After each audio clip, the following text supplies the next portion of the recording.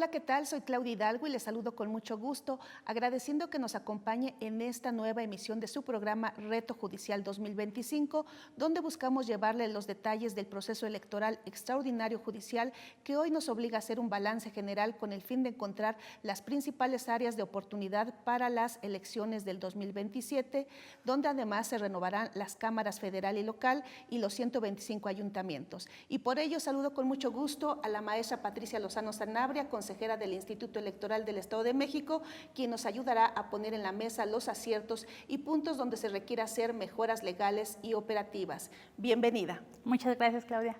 Consejera, sin duda estas elecciones extraordinarias pusieron a prueba la capacidad de organización del Instituto Electoral en un tiempo récord, sin grandes antecedentes y con varios retos. ¿Qué enseñanza les deja este proceso electoral? Gracias, Claudia. Fue así, como te decía, cuando arrancamos este proceso electoral, vimos que era un proceso electoral inédito, un proceso electoral que iba a representar un gran reto para el Instituto Electoral del Estado de México. Y creo que una de las grandes enseñanzas que nos da este proceso electoral es justamente que la capacidad y la experiencia del Instituto de casi 30 años justamente sirvió para sacar adelante estas elecciones que fueron nuevas en todo sentido para el Instituto y también para la ciudadanía. ¿Y qué fue lo más complicado para el Instituto Electoral en este proceso? Mira, creo que tuvimos varios retos que fueron importantes mencionarlos. Uno fue temas tan operativos como decir qué geografía vamos a utilizar. Sabemos que la geografía judicial es diferente a la geografía electoral y me parece que ese es uno de los aciertos que tomamos como Instituto Electoral. Uno de los grandes retos también fue el tema del diseño de las boletas. Las boletas fueron totalmente diferentes a lo que estábamos acostumbrados. Y a las nacionales incluso. Y a las nacionales incluso. Entonces, poner toda la información que venía en la ley en las boletas, pues también resultó complejo y buscamos hacer algunos cambios que fueran también más accesibles para la ciudadanía. Creo que uno de los grandes retos también fue sobre todo el tema de cómo comunicar, cómo acercar también desde el instituto a este poder que pues por primera vez se pone en las urnas y por primera vez la ciudadanía pues empieza a conocer un poco el funcionamiento, la composición. Creo que fue uno de los grandes retos el tema de la pedagogía, de cómo acercar este poder a la ciudadanía y que entendiera justamente la dimensión y las capacidades que tiene cada uno de los integrantes de este poder. Y en el tema del tiempo, ¿fue suficiente esto para organizar este proceso electoral, sobre todo tomando en cuenta que era la primera ocasión que echaban a andar varias cosas? Mira, el tiempo también fue un gran reto, sobre todo si recordamos que en los procesos electorales arrancamos a principios de enero. Después de la reforma arrancábamos en septiembre, ahora arrancamos en enero y ahora si bien arrancamos en enero, arrancamos el último día de enero. Entonces, esto también significó un gran reto, sobre todo en el tema de la coordinación que tenemos con el Instituto Nacional Electoral, que muchas de las determinaciones que nosotros teníamos tenían que pasar por la aprobación del INE. Entonces, esto también implicó un gran reto, me parece que va a ser un gran aprendizaje y también para ver con miras al 2027, tener en consideración el tiempo. Ajá. En comparación con otros órganos electorales locales, he visto que pues, tienen diferentes inicios de los procesos electorales. Me parece que el Estado de México es de los que tienen menos tiempo. En este comparativo, sí queda hasta abajo. Hay quienes empiezan mucho antes la organización de sus procesos. La mayoría de las elecciones en otros estados empiezan de la mano con la elección nacional que arrancan en septiembre. Y esto es muy importante porque justamente, aunque nosotros cuando tenemos elección concurrente arrancamos formalmente en enero, pues tenemos que ir acompañando las actividades que el Instituto Nacional Electoral arranca desde septiembre. Entonces, de cualquier manera trabajan desde antes. Exactamente. Tienen que trabajar. Ajá. Sí, entonces el tema de cuándo arrancamos el proceso electoral es un tema que creo que se tiene que valorar porque justamente tenemos que ir acompañando este tipo de actividades y pues entre más tiempo tengamos, pues también tenemos una mejor planeación. Y empezar en enero o en septiembre, se supone que cuando la legislatura hizo ese cambio, porque antes iniciaban los procesos en el Estado de México en el mes de septiembre, cuando lo pasó en enero, dijo que era para pues disminuir gastos. ¿Realmente se gasta más si ustedes empezaran el proceso en septiembre? Porque ya lo ha dicho, de todas maneras tienen que empezar a trabajar para que les dé tiempo organizar todo y tener en enero, por ejemplo, juntas. ¿Se gastaría más? Es un poco el gasto que se asume justamente si arrancamos antes, sobre todo en el tema de la instalación de los órganos desconcentrados. Como sabemos, a diferencia del Instituto Nacional Electoral, nosotros no tenemos órganos desconcentrados de manera permanente, los tenemos que instalar proceso con proceso. Obviamente si los y hay que convocar para hacer la convocatoria, buscar los inmuebles, o sea, todo lo que implica justamente tener a las personas que nos van a ayudar, el tema de la capacitación, el tema de que los podamos tener antes justamente para ir acompañando las actividades del instituto, es algo muy importante. Decir por ejemplo, en este proceso electoral, uno de los temas sustanciales que se llevaron a cabo fue el recorrido de la ubicación de las casillas.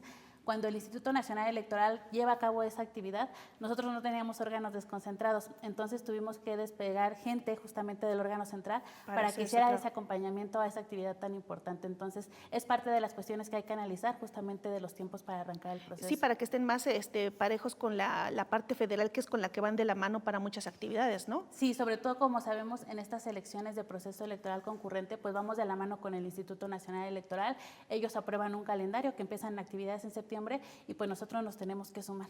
Ajá. Ahora, en este proceso, pues como sea, lograron establecer con tiempos apretados y demás, lograron sacar adelante el proceso, pero para el 2027 necesitan más tiempo para la organización, pensando en que no nada más van a ser las juntas judiciales, también son las juntas municipales, las juntas distritales, y será una actividad mucho más abierta, mucho más grande. ¿Necesitarán más tiempo definitivamente para el 2027? Creo que justamente es algo que se tiene que analizar, el tema de cómo organizar la elección respecto al 2027, sobre todo porque va a ser una elección compleja, una elección diferente, en donde, como bien dices y decías al inicio del programa, no solamente vamos a renovar la elección de los diputados federales a nivel nacional, es decir, que vamos a volver a tener elección concurrente con el INE, sino que a nivel estatal vamos a renovar los 125 municipios, los diputados locales y además todas las plazas que quedaron en este periodo para el Poder Judicial. Entonces, esto va a implicar pues una organización sumamente mayor. Tenemos que ir de la mano también con el INE porque va a ser elección concurrente tanto también federal como también para los cargos. Lo más conveniente desde septiembre. Sería, yo creo que el óptimo sería uno de los análisis que tendríamos que hacer para poder arrancar este proceso, porque justamente la magnitud de la elección va a ser mucho mayor a lo que tenemos en este proceso electoral judicial. Y que incluso aún así, aunque inicien en septiembre, desde antes van programando actividades, haciendo mucho trabajo para ir adelantando lo más posible, ¿no? Sí, se tiene que hacer una planeación muy amplia, se tienen justamente que ir contemplando todo este tipo de cuestiones, y en esta ocasión pues tendremos la elección judicial también, que va a ser un reto volverla a sacar adelante. Van a ser mucho más cargos en el caso del Estado de México los que se van a ir a las urnas del Poder Judicial en 2027, y justamente tendremos que hacer ese análisis. Ajá. ¿Y será necesario también modificar el calendario electoral? Porque recuerdo que en el proceso anterior, en el de diputaciones y ayuntamientos, ustedes decían que fue muy poco el tiempo que tuvieron para revisar las solicitudes de registro de candidatos y candidatas, porque es una infinidad, no nada más son 125 ayuntamientos, son regidurías, sindicaturas, suplencias y demás, son planillas muy grandes en algunos casos. ¿Necesitarían un ajuste al calendario electoral para que ese plazo sea más amplio, que ustedes tengan más tiempo para hacer esa revisión? Sí, creo que este es un tema muy importante que pones, Clau, sobre todo por el tema del trabajo que implica hacer la revisión. Ya lo hicieron en este caso los comités, se dieron cuenta justamente de lo que implica hacer un registro de candidaturas, y nosotros, como lo tenemos diseñado, pues se da un periodo muy amplio para que los partidos políticos puedan registrar a sus candidatas y candidatos, pero generalmente es algo que se cumple siempre a cabalidad, llega en el último día, y nosotros tenemos únicamente 5 días para poder hacer las revisiones, poder hacer los requerimientos, que es un tiempo que es muy acotado también para nosotros. Es una gran cantidad de personas y de horas que se invierten en esta actividad, que creo que se podría pensar en un diseño diferente, donde si los partidos políticos tienen un periodo más amplio, pues a lo mejor ajustarlo si llegan el último día. Porque finalmente llegan el último día, ¿no?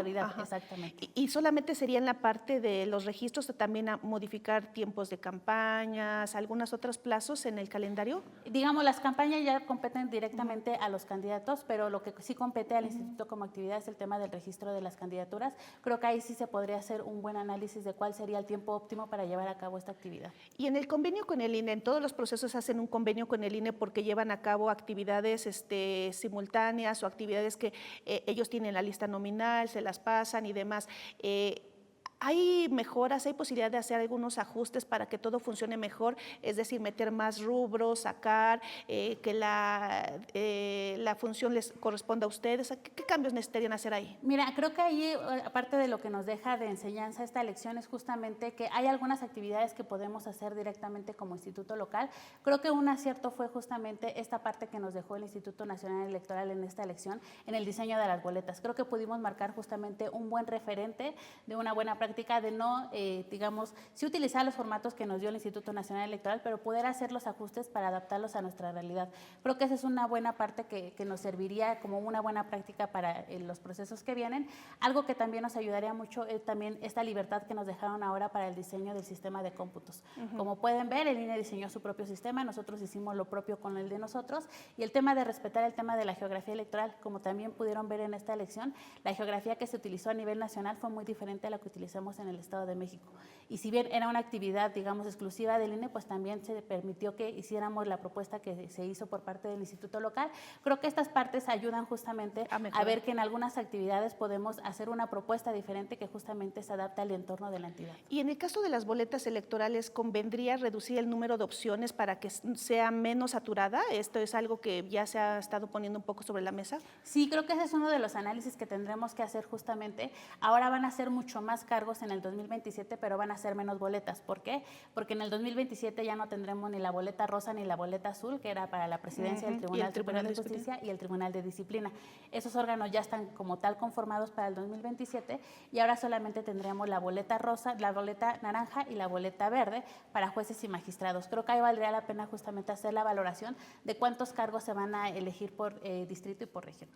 ¿Cómo ha escuchado las enseñanzas que deja este proceso electoral donde se renovaron los primeros 91 cargos del Poder Judicial? Deja una amplia experiencia al Instituto Electoral, pero será necesario hacer algunos ajustes para que todo funcione bien en el 2027, cuando además del Poder Judicial votaremos en las elecciones municipales y del Congreso local, de lo cual hablaremos después de este corte.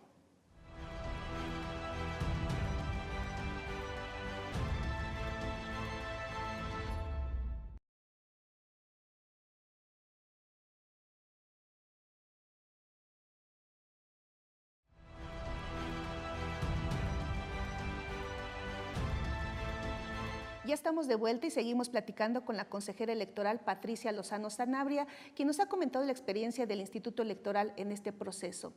Consejera, ¿complicará al Instituto llevar a cabo dos tipos de elecciones, dos tipos de sesiones? Porque sabemos que ahora en la elección judicial los partidos políticos no tienen espacio, es decir, no están presentes en la sala del Consejo General para hacer algunas intervenciones, pero en las elecciones de diputaciones y ayuntamientos sí. ¿Complicará? ¿Cómo van a hacerle para dividir sesiones de una elección y sesiones de otra? Pues mira, en esta elección justamente tuvimos algunos consejos justamente así, con partidos y sin partidos.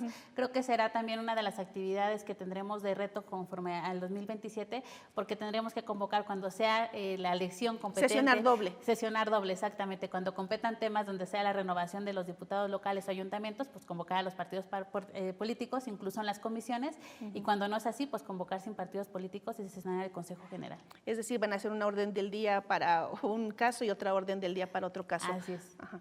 Oiga, y en el tema de financiamiento, ¿será conveniente dar recursos a los candidatos y candidatas al Poder Judicial, pensando que ahora les va a tocar competir en el mismo momento que van a estar los partidos políticos que sí tienen prerrogativas, sí tienen financiamiento y distribuyen a sus candidatos y candidatas, para tenerlos como en el mismo nivel? ¿Será conveniente pensar en esta parte de dar financiamiento público a ellos y a ellas? Creo que el financiamiento es un tema que también se tiene que repensar, sobre todo en el tema del tipo de candidatos que tenemos. Creo que son dos candidatos diferentes los que van para diputados, para ayuntamientos, que los que van para la integración del Poder Judicial.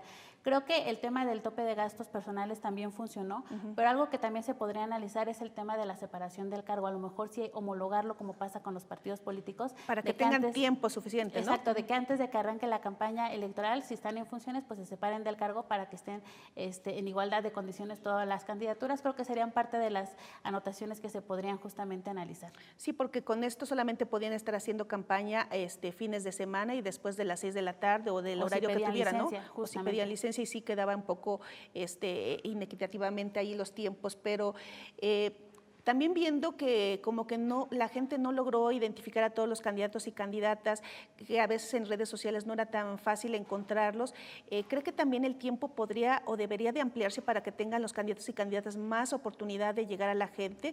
Porque no tienen la misma estructura que los partidos políticos, por ejemplo, para moverse, para ir a las colonias, a los barrios y platicar con la gente. ¿Sería conveniente darles más tiempo? Sí, creo que el tiempo justamente que tendrán ahora los candidatos del Poder Judicial también se tiene justamente justamente que repensar. Si bien son, digamos, condiciones totalmente diferentes con las que compiten los partidos políticos, creo que también habrá de valorar el modelo de comunicación. Como vimos en esta ocasión, pues no se les pudo dar un tiempo particularmente a cada uno para que tuviera un spot en radio y televisión, justamente por el número de candidatos. Y eso que fueron 91 cargos. En el 2027 del Poder Judicial son mucho más, ¿no? Y también hay que darles el tiempo de radio y televisión que tienen por constitución los partidos políticos para la promoción. Entonces, creo que aquí tendremos que pensar en algunas formas de poder llegar a la ciudadanía y poder también acercar a las candidatas y candidatos del Poder Judicial para que los conozcan. Me parece que fue un buen ejercicio el que realizó el Instituto Electoral del Estado de México de los foros de debate. No se hizo a nivel nacional, a nivel estatal sí se hizo, y fue una buena forma que la ciudadanía por lo menos conociera a los candidatos y candidatas que participaron en estos ejercicios. Y en este sentido, ahora que comenta el tema de los debates, vimos que hubo debates, pero no de todos los candidatos y candidatas. ¿No? Hubo quien pues decía no quiero participar, no se interesaba y no estaba en esos debates, dejando al ciudadano, a la ciudadana sin la posibilidad de verlos cómo se pueden desenvolver. ¿Cree que sea conveniente hacerlos obligatorios, estos debates, de que sea necesario que participe? Porque es una ventana muy importante para que la gente conozca sus actitudes, sus aptitudes, su conocimiento, e incluso también con diputaciones y ayuntamientos, porque tampoco vemos ahí que sea general la participación. Creo que es una parte importante justamente cómo fue el diseño de los foros de debate, que fue a solicitud justamente de las personas candidatas. Aquí creo que fue importante porque lo que se hizo por parte del instituto fue abrir la posibilidad a todos aquellos que pudieran y que quisieran participar. Algunos de ellos incluso ya habían aceptado participar en algún foro de debate, pero tuvieron que cancelar por justamente cuestiones de trabajo, ¿no? Entonces, tendría que valorarse esta opción. Creo que es una de las formas, pero tendremos que pensar en otros ejercicios para que ellos puedan acercarse a la ciudadanía. Y muy útil, ¿no? Porque a la gente le gusta verlos así en vivo, ver cómo responden, y fueron muy consultados finalmente estos debates también, ¿no? Sí, fueron muy consultados y creo que eso también ayuda porque es muy diferente cómo los ves en un foro de debate ya participando que a lo mejor en la página Conóceles, donde solamente ves una fotografía y un currículum. Creo que estos foros de debate justamente ayudan, pero tendremos que pensar en otro tipo de ejercicios. También recordar que en este proceso se sacaron bases para que organizaciones hicieran algún ejercicio. No se realizaron, no tuvimos noticia nosotros de que realizaran algún Solamente ejercicio. el Sistema Mexiquense de Medios Públicos. Exactamente, justamente. Entonces tenemos que buscar esas opciones para poder acercar a la ciudadanía. Y en el tema de redes sociales, ya lo comentaba hace un momento, no pudieron pautar, no tenían financiamiento, no podían extender sus redes y solamente se quedaban con los grupos conocidos, ¿no? No podían llegar a más grupos porque solamente era un crecimiento orgánico el que les pedían.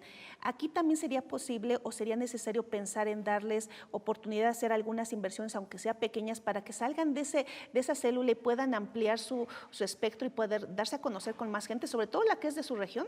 Yo creo que aquí sería una buena oportunidad, Claudia, justamente que se pudiera indagar esta posibilidad, porque justamente el tema de que te permita pautar no solamente te permite pues que pagues por un anuncio y que lo puedan ver las personas, sino que lo puedas dirigir justamente a una zona, ¿no? Y eso ayuda muchísimo, porque muchas veces a lo mejor haces un video y te ven muchas personas, pero esas personas no significa que sean tus votantes. Entonces, creo que valdría la pena analizar también esta parte del uso de las redes sociales, porque es una de las únicas formas que tienen hasta este momento las personas del Poder Judicial para acercarse a la ciudadanía. Creo que valdría la pena hacer un análisis justamente del alcance que pueden tener ellos en las redes sociales y cuáles son los cambios que se podrían aplicar a este modelo de comunicación. Y en el caso de las calles, no hay espectaculares para ellos, no hay bardas, no tenemos esos elementos que sí tendrán los partidos políticos, candidatos y candidatas. También podría dársele algunos espacios para que la gente, porque no toda está en redes, no toda tiene redes ni está acostumbrada a hacer uso de estos medios digitales. ¿Sería conveniente también ponerles o darles oportunidad de estar en las calles más? Mira, yo creo que aquí también se tendría que valorar, Clau, sobre todo por el tema de que en este momento no cuentan con financiamiento público, a diferencia de los candidatos de los partidos políticos que sí lo tienen. El abrir todos estos espacios pues también implicaría un gasto adicional para las personas que decidan postularse para un cargo del Poder Judicial en el Estado de México, que tendría que valorarse, porque me parece que uno de los pilares que fue parte de esta elección es justamente que el dinero no fuera un factor entre las candidaturas. Entonces, abrir todas estas posibilidades pues implica también abrir una parte que se tendría que analizar para las candidaturas.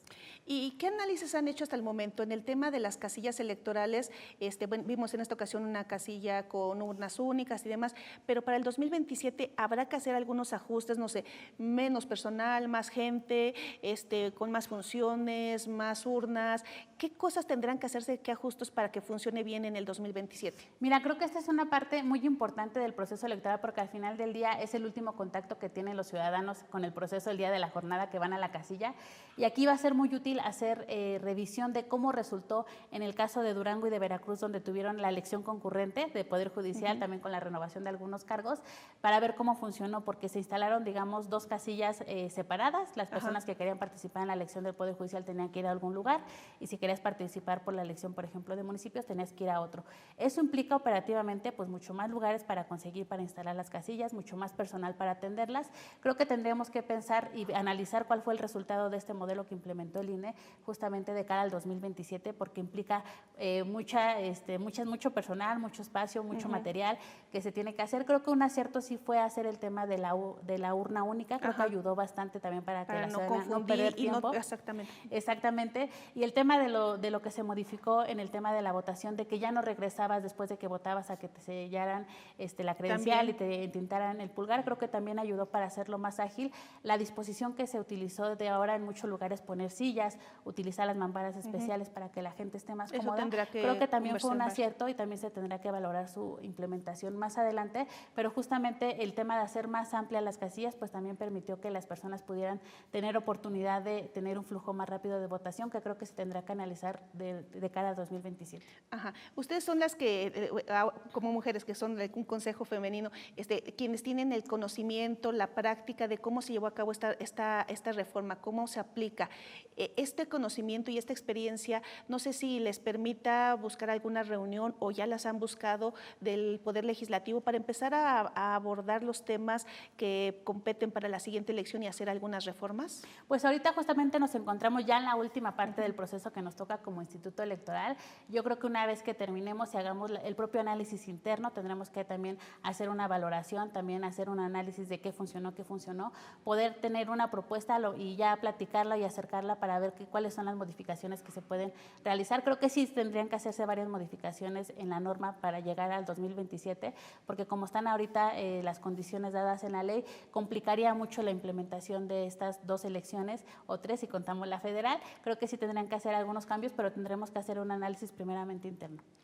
Consejera, estamos llegando a la parte final de este programa. A manera de conclusión, algo que quiera resaltar sobre esta experiencia que les ha dejado este proceso electoral, que todavía no termina, pero que les ha dejado mucho que conocer y mucho que hacer. Pues mira, Clau, primero que nada, yo sí agradecer a todas las personas que participaron en este proceso electoral, desde las personas que fueron a votar hasta las personas que se sumaron activamente como integrantes de los funcionarios de las mesas directivas de casilla, observadores electorales, las personas que estuvieron con nosotros en los órganos desconcentrados, que les tocó por primera vez hacer esta actividad tan importante de contar los votos, que fueron varios días de varias jornadas. Yo sí quiero agradecerles todo este trabajo y todo este empeño.